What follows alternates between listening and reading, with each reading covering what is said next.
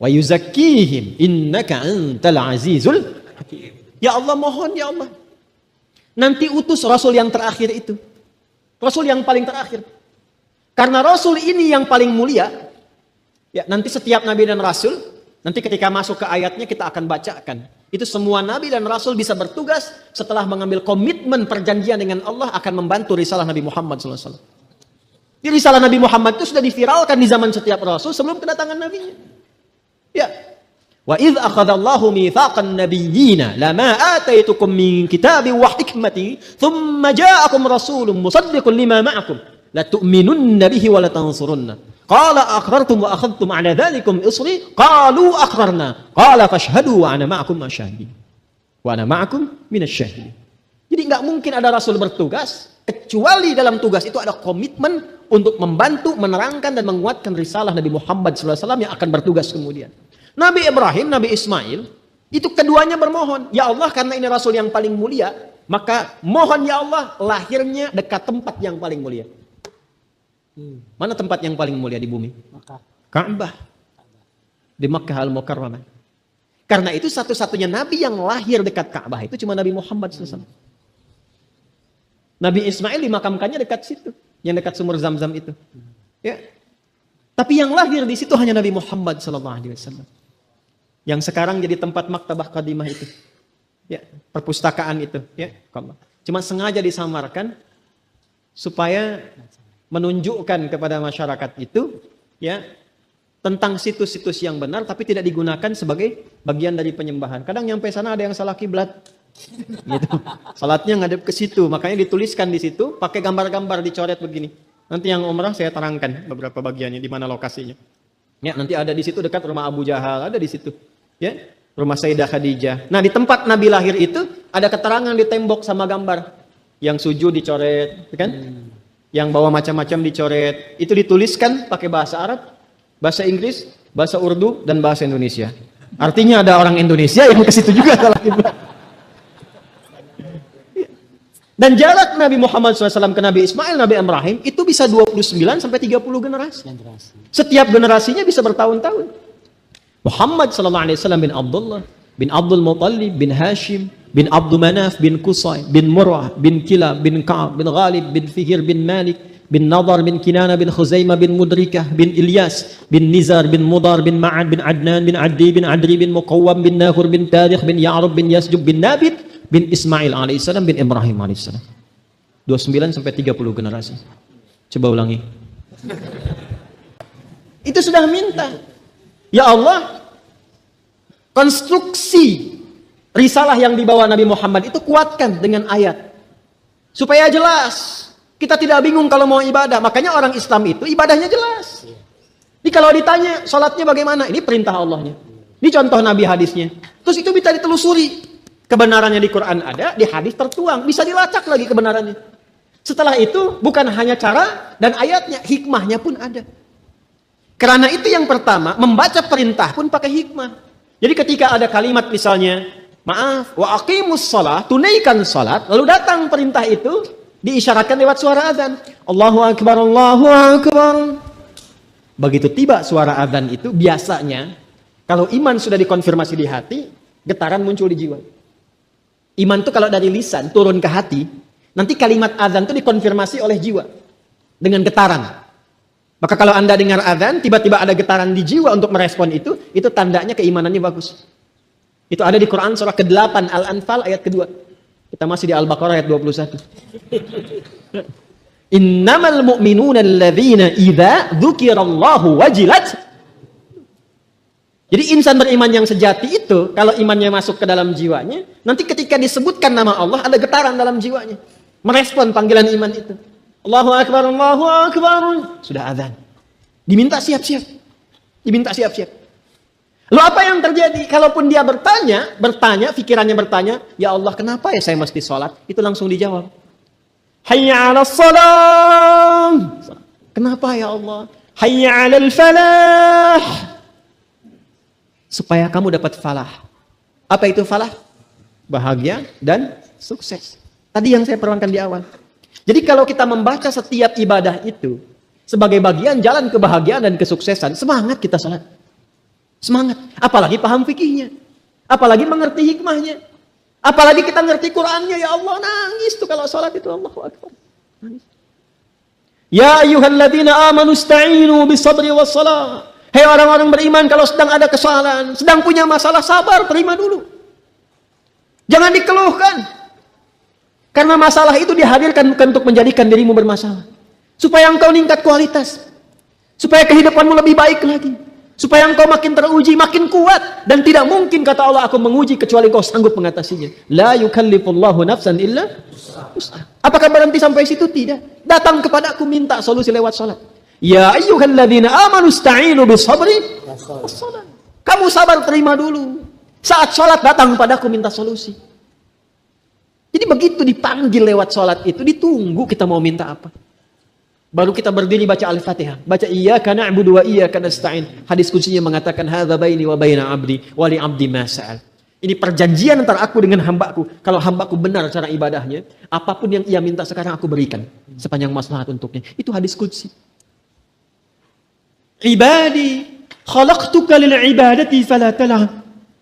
Wa qasamtu laka rizqaka fala tal'ab. Wa qasamtu laka rizqaka fala tat'ab. Hambaku, aku ciptakan kau itu untuk ibadah. Wa ma khalaqtul jinna wal insa illa. Aku ciptakan kau untuk ibadah. Artinya kita dicipta ini memang supaya bahagia. Karena ibadah itu pengantar kebahagiaan. Kita itu tercipta untuk senang, saking sayangnya Allah kepada kita. Kehidupan rumah tangga itu menyenangkan. Kerja itu membahagiakan. Jadi kalau kita larut dalam kesedihan, berarti ada sesuatu yang tidak berjalan dalam kehidupan kita itu. Wa qasamtu laka rizqaka fala tat'am. Kamu aku ciptakan untuk ibadah, jangan banyak mainnya, kata Allah. Kalau kamu benar ibadahnya, jangan khawatir tentang rizki. Aku bagi dan aku percepat. Engkau gak usah lelah mendapatinya. Itulah ibadah. Kurang apa Allah di situ? Dan itu dibuka untuk semua hambanya gitu. Itu yang luar biasa. Dan itu berjalan di setiap kesempatan generasi. Dari generasi awal loh. Sampai ke kita, sampai kehidupan berakhir. Kurang sayang apa Allah kepada kita? Tolong garis bawahi ini. Tolong garis bawahi. Ya, sebab kalau garis atas nggak nampak itu serius bawahnya. Garis bawah. Quran surah 19 ayat 49. Ini kaitan dengan ibadah. Fokus baik-baik ya, fokus baik-baik. Sebelum sampai ke ayat itu saya tanya dulu. Teman-teman pernah dengar kan kisah Nabi Ibrahim yang dibakar itu kan? Lalu Allah selamatkan kan? Dengan menjadikan apinya apa? Bukan cuma dingin, dingin menyelamatkan. Karena ada dingin membekukan, ada dingin menyelamatkan. Dingin membekukan itu disebut zamharir. Nanti di antara neraka itu ada yang sifatnya membekukan. Nanti satu saat kita bisa nonton itu. Ya, bisa nonton, bisa. Karena di Quran dibalik itu. Ya, fal yaumal ladzina amanu minal kufari yadhakun.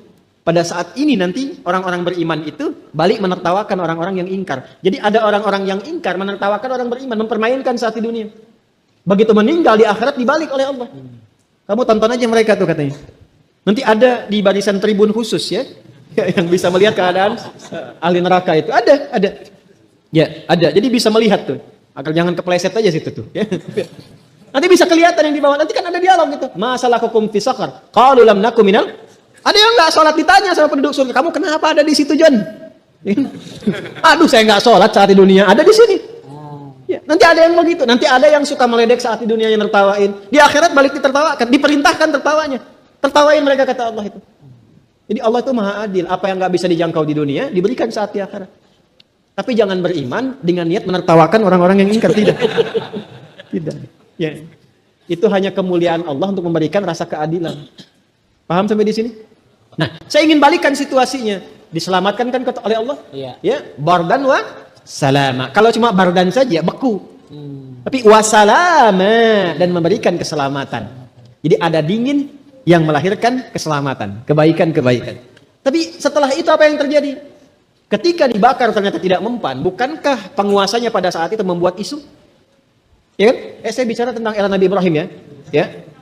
Maka disebarkanlah informasi pada saat itu dan diviralkan. Wah, ini kayaknya tukang sihir nih. Jinnya kuat banget.